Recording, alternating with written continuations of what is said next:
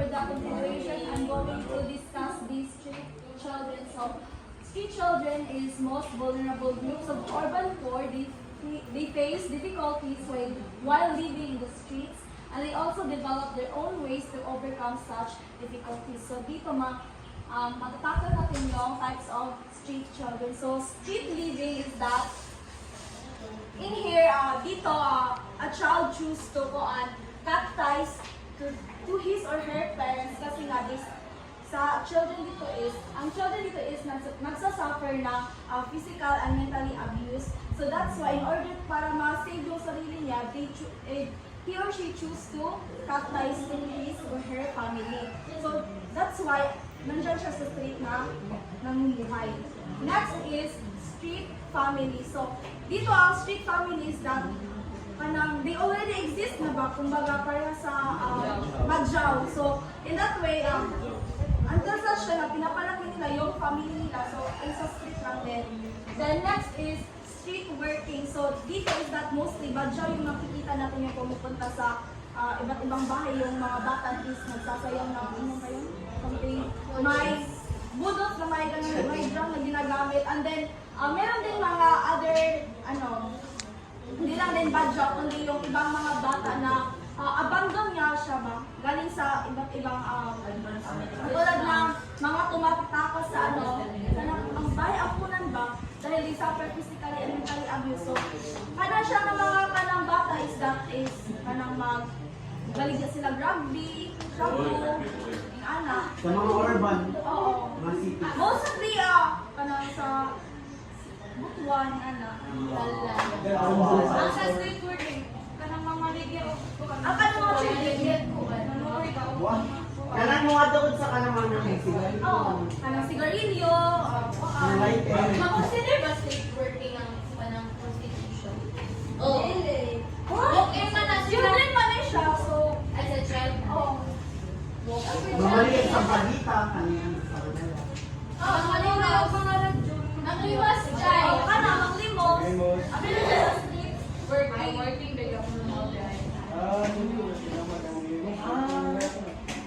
Pero kaya naman na nabadyak, ay papalit na nila ito ang display.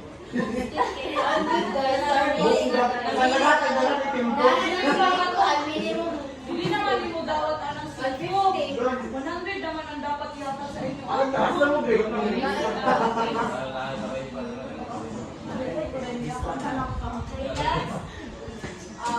Here are the characteristics facing of difficulties in providing themselves with good sources of food, clean drinking water, health care services, toilets, and bath facilities. So, of course, di ba, pag ang children is nasa street, so wala silang any resources na makukunan, kundi kung ano lang ang meron sa street, yun lang yung Kailangan na sa parents na naman ginatagan sila sa gobyerno o kanang sa kani shelter. Hindi sila magpuyo dito kay gusto din sila dira ang manglimos na sila.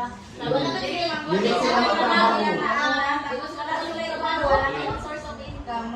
Mas kipili nila nga magpuyo na lang sila sa... Bisan pa yung sumatangin sila ang trabaho kay mahawa din sila sa shelter na gihatag sa Mga mga ganito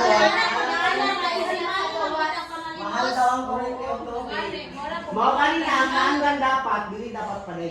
Yes. Mga Osman. Kung pamilya nila madili na siya maayo. Mga kanina, naghatag og opportunities ang government para ma-resolve ang ilang kuan. Pero naaral dito na kanina, patuloy mo nung Okay, next is, ayun, nasabi na ni Joster yung shelter. Next is, suffer from absence of parental protection and security due to the missing connection with their family. So, of course, yung children na nagkaktay sa families nila, so they suffer absence of parental protection, in which, kasi nga namumuhay sila sa kalsada, so walang gani ka na, kung sa ka na siya, fully secure gani nga protected sila. Because knowing na nasa kalsada, dagan siya mahitabo nga mga kuandiraan. In danger gali, may possibilities nga basin din na nag-away so kuan sila na-open. Sa una ba kung makain ko ang badyaw kay abnormal ang badyaw. Nagkabibin ako ba na kay ano man.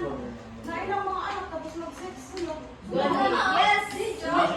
Kuwan sa ilahan, guys. Mana nakaya sa ako nakatong elementary pa kung ito, gano'n. Ang mga anak nila, ang anak ay pwede na dyan sa papa.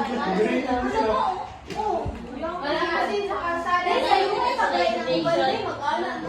Sa baro mo na. Maklaro na sa UN pa. Mulat ka tong kami sa Davao nga, kadlaw na to na. Yung kami sa Davao mo gudi kung Wala man din silang conscious man. Walay ko ano, walay matulog, para aga walay matulog. Kanang magkuhan gani nga mga bike sila. Wala sila kanang homeless yan. Makita lang mo ito kuno. Mr. Big yan siya sa kanang mga bike ba pero na siya kortina. Pero wala sa mga nang kuhan siya. Kuhan na yun sila guys, wala ba sila grado? Di wala sila kabaluan ng mga theory na dili na pwede ang agaw. Wala sila kibanin na.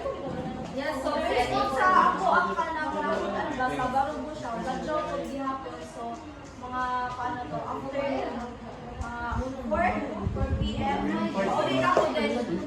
Of course, ang mukha pa lang para sa baro mo. So, bukod ko mo ko, ano, labas na bukod kayo, mabit na bukod terminal. So, dila sabi sa terminal, is kahit pa naman, yung paano, tago lang sila o sining mali. Oh, very, magkabong na bukod namin. Mukha na siya, wala ko sila sex education, hindi ko sila Are you ready to pass the following? So next is lack of any kind of moral and emotional support. Raymond, do you have an idea? Gagit na lang report naman sa kuhan. Ikaw to, Nes. Asa dyan? Guys, Unsa lang? nakasikuan. Sulian ko yun. Unsa ang question daw? Daddy nga talaga nila. Okay kami. Lack of any kind of moral and emotional support. Do you have any idea? Okay lang, moral support, like, wala sila kabalaanan about sa moral na siya. Hindi naman sila willing na work ngayon, anak, di ay, nang dili ko sila matutulong sa school lang mga anak. May kanang mga badyo ba? Kaya mga ba dyan? Hindi, baka nang mga kuhan na. Sila mo Student. Baka mag-kinis ko. Buto ni Rumi na sila. Like, diday. Ako na yun, like, diday. Wala Wala ka na sila kabalaanan nila, wala sila grado. Wala sila grado ba?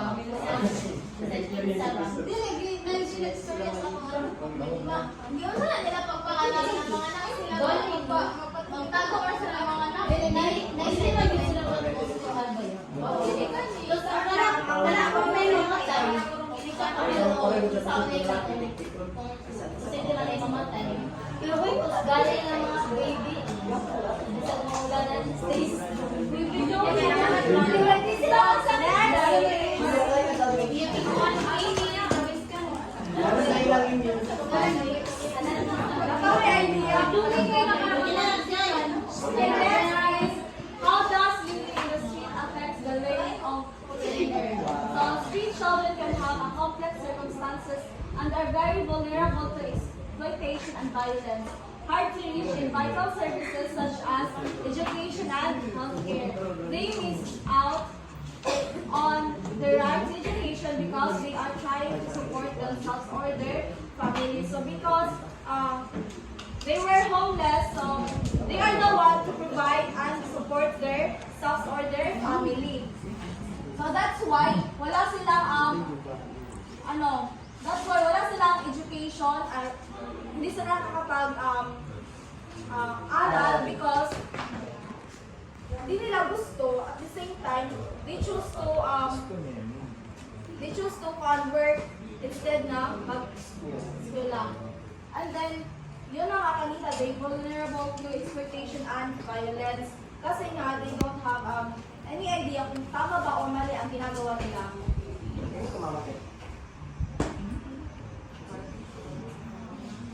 So next is victims of abuse. So, child abuse is not just physical violence directed at a child. It is any form of maltreatment by an adult which is violent or threatening for the child. So, here are the types of abuse: emotional or psychological abuse. So, dito is that children suffer emotional and psychological abuse which is guba ang kanang mental and emotional ay mental niya nga kuan.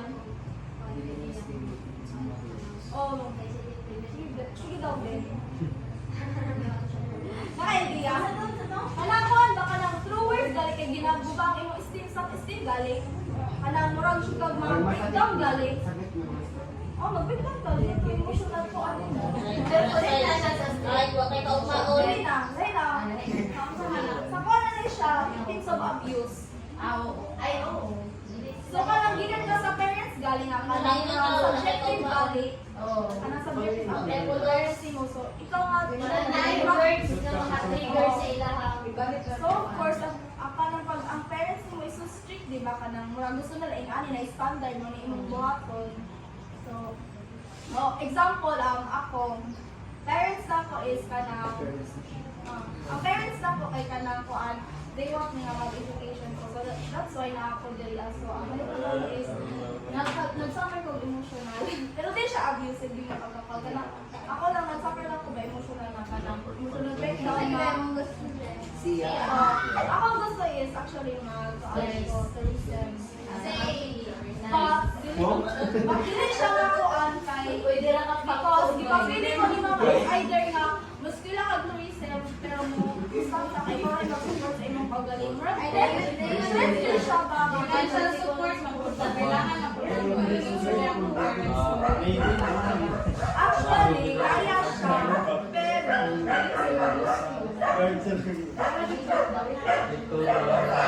next is, emotional or psychological. So, next is, emotional or psychological neglect. So, makami siya ka ng children na wala galing, wala ginang sugal sa mga parents due to busy ang parents, na yung mga busting no. So, mabili ang children, kamagaling wala siya nakaulang galing. So, of course, our children is vulnerable and weak. So, di ba, pag gamay nga ka ng kuhan, kanang neglect sa ilang is damdamang galing nila. Of course, next is physical abuse. Mo rin siya magamit o ganang kicking, kuhan. Kicking ba? Punching. Punching. Ay, thinking. Oo, wala siya. Ganang physically abuse. So, physical neglect. Ang sa'yo na idea ni? Physical neglect.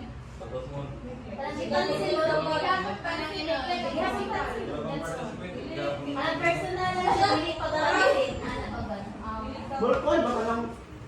Walang isang nagatubang mo, Bulat dalawa. isa ka scenario ba ka nang naay anak imong mama sa kuan tapos ikaw ang kuan ikaw ang kuan pero wala ka pangalagan tapos di Pero wala dili sa ka pansin nun, kanang dili ka pansin di dili ka lang na sa isa pa po. Ang kanang brute certificate siya na andan, no? Like, di ba ni Dili ka pa sa di ba ni gani na pamilya about tapos bisag na atong or dili na aka, murag pero murag wala.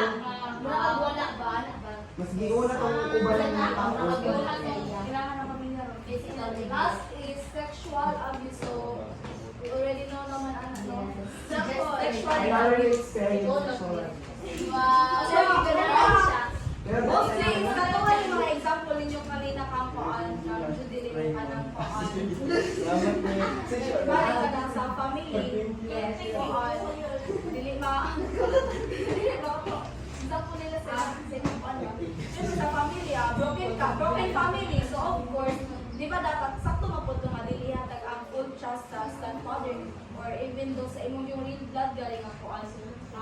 Nanay ay tatay na basig ka lang, mga ginusto ka lang, pero kuan real galing itong kuan. Sexual harassment, abuse. So, next is pero ay, even though ka nagdamag ka sa iya, parang bata pa man jud ka baka nang kuan ka jud ka baka do siya rin ang mga hindi siya, actually, napagbigyan na ako, kasi kayo is, kung sa salita siya, di na siya nagdako, actually, whereas pag bakit kami, di ba siya nagdako sa iyang lolo, until nga na ito, ang dalaban, nagdalo siya sa iyang lolo, may nagpadako sa iyo, ginaliguan siya niya. Mga gaya, ano nagdalaban siya, may ginagawa, gali. Kasi mabalik na siya sa koan, sexual abuse. Next is characteristics. So, here are the characteristics. Self-destructive behavior. So, Maricar, nakaibigan. Self-destructive na siya. Ano siguro lang yung nagkakuan kasi parang dili ka makakuan ba, maka-forward mo. Over yan. Over ka na distraction kayo makakagaling. Pero within ka siya kami. Next is develop physical illness. So, due to parang physical, different physical abuse. So, naay ka ng kung ano dyan, na kayo mga pambatiyon na rin. Sa sexual abuse, mga tatlong taon, HIV, AIDS, kung sa physically abuse ka na madalian ka mga buto or even mga hemorrhage ka ng sobrang akuan force. Yes. Often experience irrational and persistent fears of hatred. So, dili siya experience ka na irita na gali siya ka ng gamay ng sabon, irita na siya. Kanang dili siya comfortable to. Ibutang siya sa kanang environment gali nga daghan kayong tao. Then lastly, demonstrate abusive behavioral exchange. So, dili kanang uncontrollable koan nanagali behavior na kanang ibalik. At siya kanang bisag wala siya yung reason galing nga kanang koan because of katong trauma niya nga na ato nga mga abuses mag-lead sa iyang abusive nga kanang reaction sa towards sa mga tao.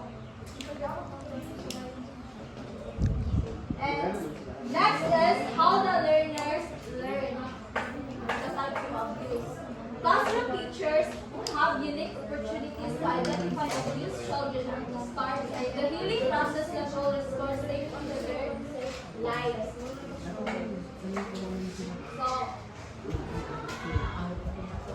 So the rea is that ang coping mechanism kay bali if ang child is kanang butang nga tunay kanang family nga gusto mo help sa iya ha, so naay kanang kuan. So panagali kanang maraming dili kanang panagali treatment gali siya kanang may siya word ano. Dahil nga na sa kuwan, sa barubo, ay sa BNH sa una bitaw. Like, natinga ang teacher kay, dito na lang ko, natinga ang teacher kay, absent na sa iyang bata nga babae ko, ano pa siya mo, grade 7, natinga siya nga lang, absent na, kamuta na lang kuwan, mga silingan, wala man dahil problema sa balay. Pero pag storya na nila kay drug, nagis rin instinct na drug na yun. Muna pag storya nila kay great day siya sa iyang stepfather anak ba ito. Moto, gitabangan sa mga teacher kung saan siya pag-solve. Doon sila mga DSWD para makuhaan ko siya. Kanang psychological Oo, mga kuan. ano. So kini ako sa kuan experience sa mo magali kanang ra siya kanang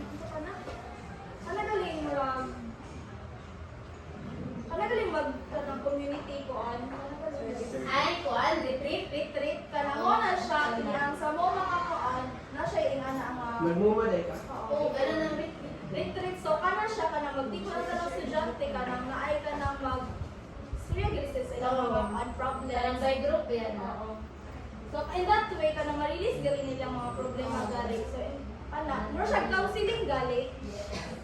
Pero ikaw na rin siya sa kanang dili siya kanang Kaya mutambag man ang kuan, mutambag man ang proctor ba or kanang nasa inyo, na may isagog na teacher yun.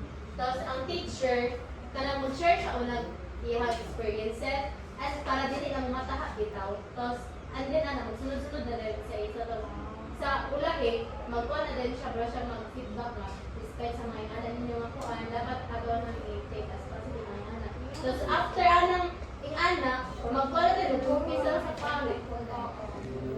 Tapos, dito na po, ang pare na po lang